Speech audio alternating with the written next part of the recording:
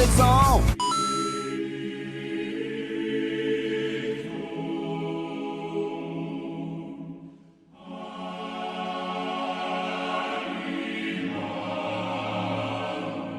Para muchos, la saga del barco es una infame. Configura el punto de demarcación que separa a Berserk del resto de la obra. Sin embargo, esta cuestión no será el eje en torno al cual versará la discusión del presente video. Hay algo en el instante en el que Guts abandona tierra firme por primera vez en su vida que provoca el detener la lectura y en la pausa acompañar la introspección de Guts, de la cual hablaremos, y a su vez echar la mirada atrás, tal y como el personaje lo hizo momentos antes de perder la conciencia al navegar hacia el galeón de Roderick en la pequeña barcaza. Y su último vistazo a tierra firme, hacia lo que dejaba atrás, curiosamente fue acompañado por la tan lejana y sin embargo siempre cerca figura de Griffith, quien se asomó al horizonte casi como para despedirlo. Entre la frontera de la vigilia y el sueño fue que Guts lo vio por última vez, casi como si hiciese justicia a su naturaleza de portador de la marca del sacrificio,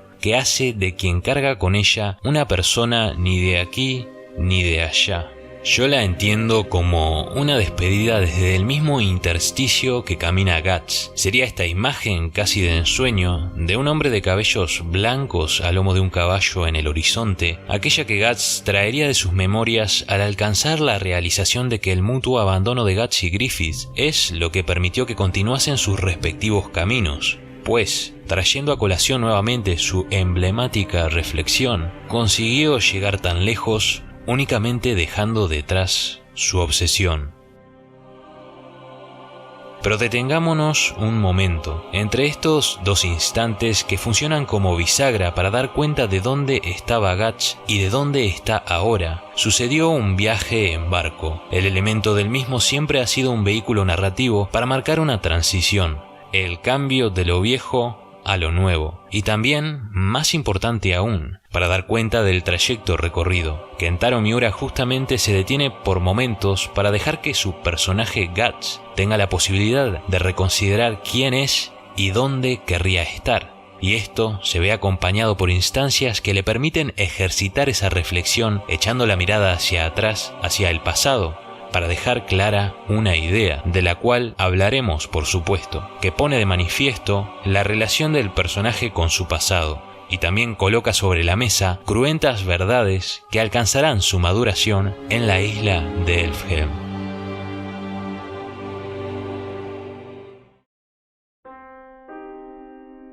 Remitámonos a uno de esos momentos, curiosamente de los cuales se han grabado a fuego en mi memoria, por todo aquello que significa. Como muchos recordarán, durante el trayecto en barco, Guts se hallaba ponderando sobre su vida mientras contemplaba a Kiaska curioseando en la cubierta, a la par que era inquirido por Roderick sobre su relación entre ambos. Eventualmente Kiaska se encuentra al borde de caer hacia el océano y ante esto Guts reacciona inmediatamente con miras a evitar que esto suceda y la escena comentada hace acto de presencia. Kiaska al ver a Guts tan próximo pierde la compostura y se precipita al vacío, algo que ya ha ocurrido antes y que siempre fue un punto de quiebre para la relación entre ellos. Sin ir más lejos, recordemos la caída que acabó en una apertura sentimental en la cueva años atrás y aquella que encaminó a su mutua confesión y muestra de afecto mucho más adelante. Pero esta ocasión era diferente. De quien Kiaska huía no era de algún enemigo o situación, era del propio Guts, su salvador, y Guts, al tratar de atraparla, por primera vez la deja caer. Algo importante a resaltar es que en las dos ocasiones anteriores en donde Guts agarró a Kiaska, lo hizo con el mismo brazo, el brazo del corazón, el izquierdo, el cual él perdió en el eclipse. Y en este panel, Miura cosecha ese foreshadowing ominoso, esa anticipación narrativa, y nos recuerda que las cosas han cambiado para siempre.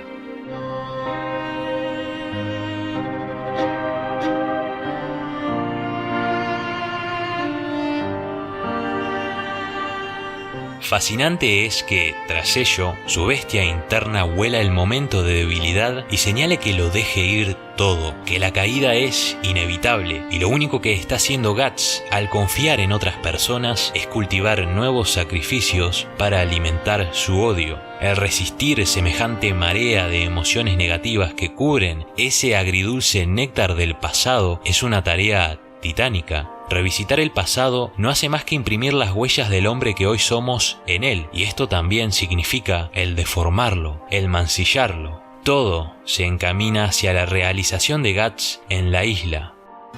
Tras el rescate de Kiaska, Guts se halla abstraído en sus pensamientos, algo que suele ser normal cuando él tiene tiempo para ello, claro, y sabemos que lo que menos posee el personaje son pausas para pensar, dada su condición de hombre portador de la marca. En sus cavilaciones suelta en voz alta: ella se resbaló de estos dedos. Supongo que si fuerzas el regreso de aquello que ha sido perdido, jamás será lo mismo. Y esto cristaliza su prótesis, un dolor fantasma que aquellos amputados sufren, el sentir de la presencia de un miembro que se supone que ya no está allí, pero para Guts significa mucho más. Es un memento permanente de que aquello que ha sido perdido jamás regresará. Y también nos habla de algo importantísimo, nos habla de la relación de Guts con su pasado. Lo que tú deseas puede que no sea lo que ella desea. Aquello perdido, incluso de regresar, ya no será igual, porque nosotros no somos los mismos. Y tras entenderlo, Guts se deja cubrir brevemente por el velo del sueño.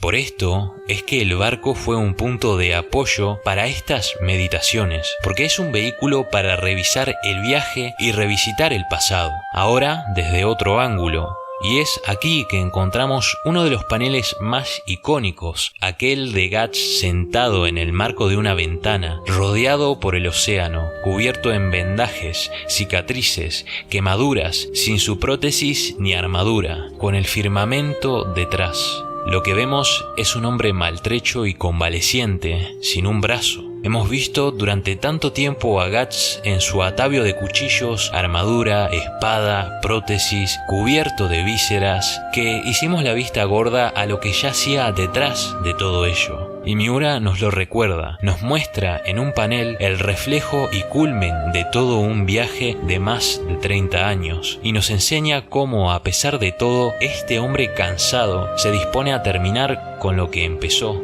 Al llegar a la isla, Guts lo termina de entender. Nunca logró progresar tanto como lo hizo al abandonar una obsesión que envenena, que únicamente quita y trunca su vida.